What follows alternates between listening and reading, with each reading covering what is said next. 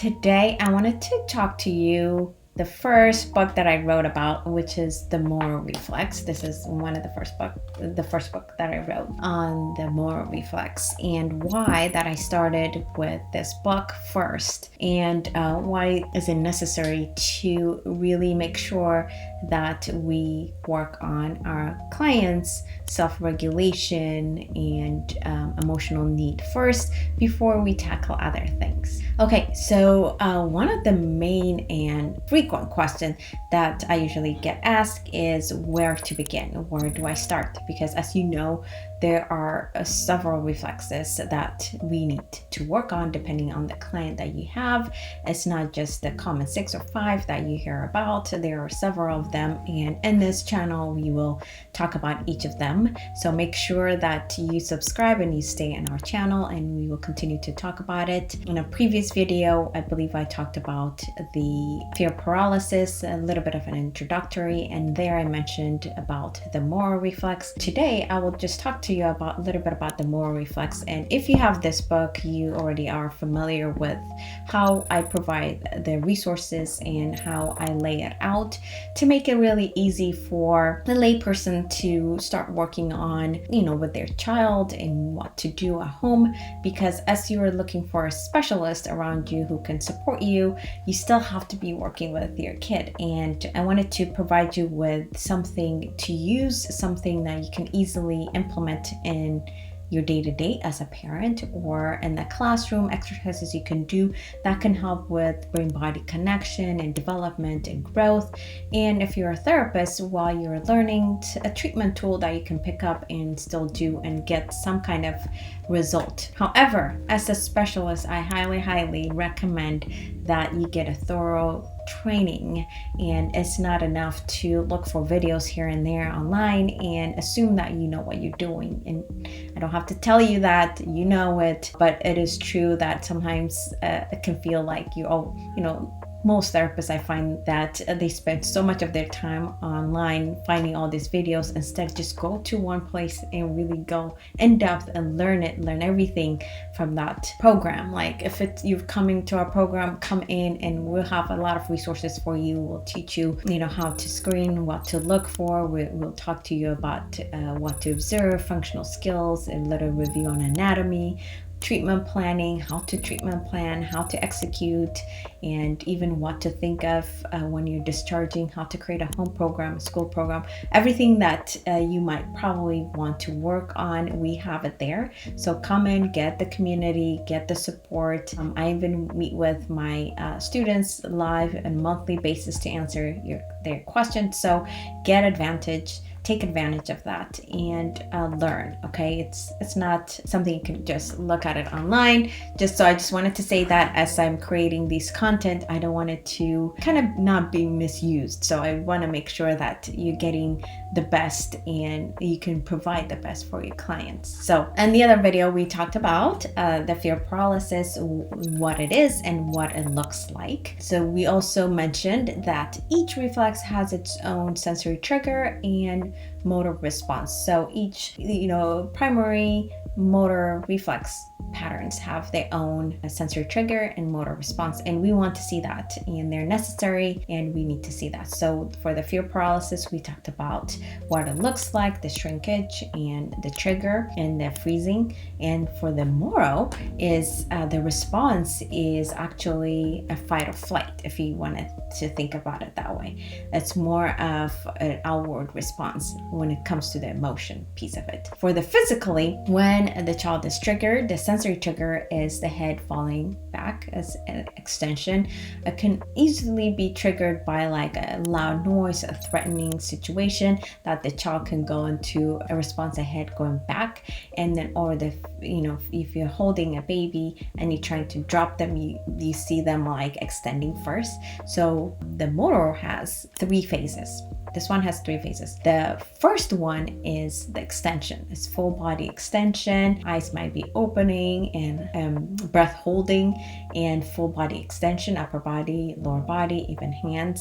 And the second phase is full extension. Eyes might be closing, and then core will flex as well. And then the third phase will be the child might cry, distress.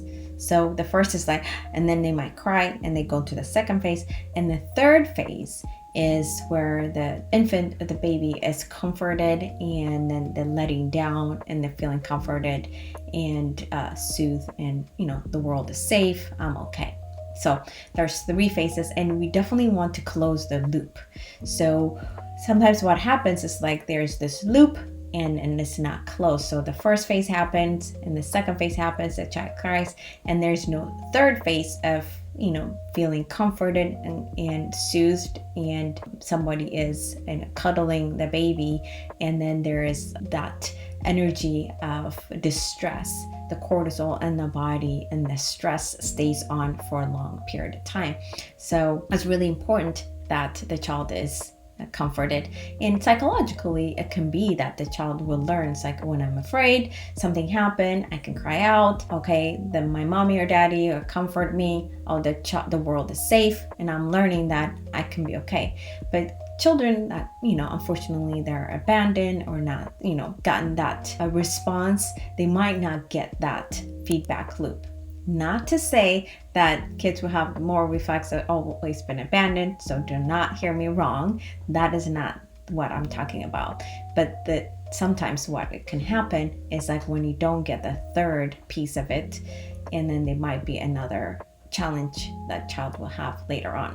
Okay, so when we're just purely looking at the physical response piece of it, we're looking at the the extension and the flexion piece of it. So there are 2 parts that will happen to it, but also physiologically there's going to be high stress, high cortisol, and that can also lead into other challenges later on when this reflex pattern doesn't close and integrate in the body, and it stays active, constantly stays active. Imagine your body always in alert. So, and then the brain will learn. The brain is always learning. So the brain is going to learn. It's like, the world is not safe. I'm stressed out. Now there's anticipation, and the anxiety starts to build up later on as well. So it can be auditory response. It can be kids will have auditory processing. You might see them, closing their ears and not afraid that's gonna jumpstart them.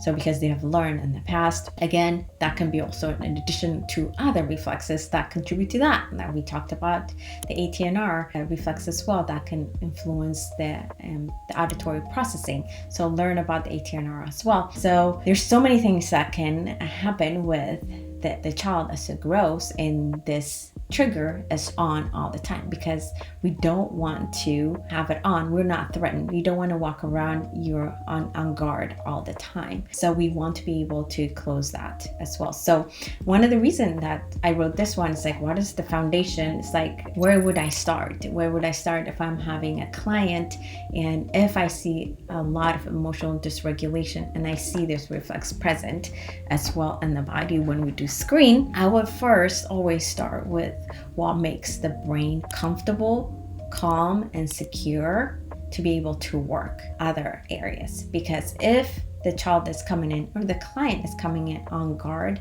and not ready to face the world and to even let you in a session, you're not really going to go anywhere. You can have the best education, the best plans, you have the treatment plan, you have all the tools and the toys and everything, but if the child is not ready, the child is not ready. So what it's going to really require is not the amount of tools that you have, but really what's really going to require is like how you're going to engage and connect with that child and making sure that you're at their level and being able to meet them on their mindset and calming them, integrating this reflex. If this is a fear paralysis, looking at the symptoms, finding out what's happening, because they can go hand in hand. Sometimes it might be harder to determine. With really high strong Moro, you will see that they'll have a difficulty in moving objects. They might be shy. You might think they're actually being shy, or like reluctant into climbing structures. They might have fear of falling. They might have car sickness. Movement can be really hard for them. Every time they look up, they might feel, gravitational insecurity. that might have that. Auditory processing issues, something that might have as well. And then with the behavior, you might see that they want to have things really organized or controlled because the world they're perceiving is a little bit chaotic, because this sensory information is coming from different inputs. So they might want to organize their world in a sense. So they might want to play a certain way, very controlled. They might have difficulty joining in social activities. Their play skill and their social skills for their age might be lower than expected because it's not easy to understand and perceive the social cues and what's happening. Kids move unpredictably and they'll have a hard time with that. They are touched lightly. They might even respond in a very aggressive way. There's a behavior component to it. So the earlier that we catch it, the better. But then once we catch it, it doesn't mean they stay there all the time. So as a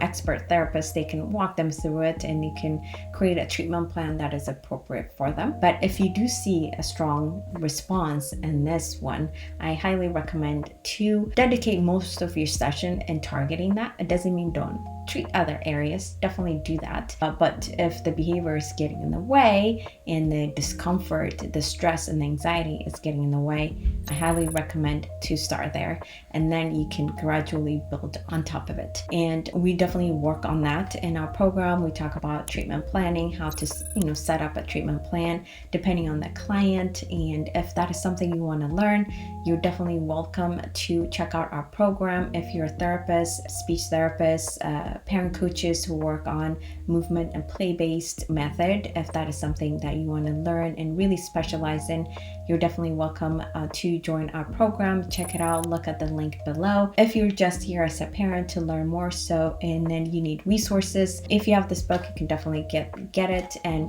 the resources are laid out easily. It's in their instructions for you to follow and activities to do. It doesn't mean that you do not need a specialist working with you. You definitely do. This is skilled therapists that they do this work, they do full-time and they specialize, they learn this. So there's a lot more that goes with treatment planning in just one exercise. So please do not misunderstand that. So make sure you get a specialist working with you, assessing your clients, do that. However, you can use this exercise as a home program. And if you feel like it's a lot, because we have 100+ exercises with several different reflexes that you can work on, we have an app for you can access as well. So check on our app in our store as well, and you can get that. Have the video, the instruction. You can have your therapist send you a playlist specifically for you so you can start accessing that. And if you have questions, make sure you reach out to us and we'll love to help you.